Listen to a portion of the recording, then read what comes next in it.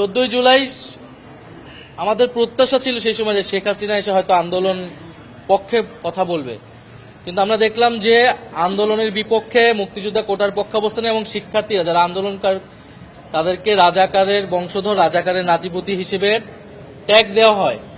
সেটা শিক্ষার্থীদের জন্য ছিল অমর্যাদাকর, তাদের অভিভাবকদের জন্য ছিল অপমানজনক এবং সবাই ক্ষুব্ধ হয়ে কিন্তু শুধু ঢাকা বিশ্ববিদ্যালয় না, সারা বাংলাদেশের শিক্ষার্থীরা, ছেলেরা মেয়েরা কিন্তু রাস্তায় নেমে সেই রাতে এটার প্রতিবাদ জানিয়েছিল এবং এই বক্তব্য প্রত্যাহারপূর্বক শেখ হাসিনাকে ক্ষমা চাওয়ার দাবি জানিয়েছিল।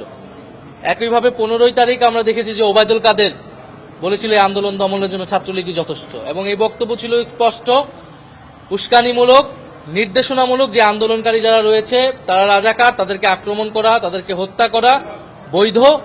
ফলে সেই প্রেক্ষিতে, সেই সূত্র ধরে কিন্তু 15 জুলাই আন্দোলনকারীদের উপরে, নারী শিক্ষার্থীদের উপর ব্যাপক হামলা চালানো হয়।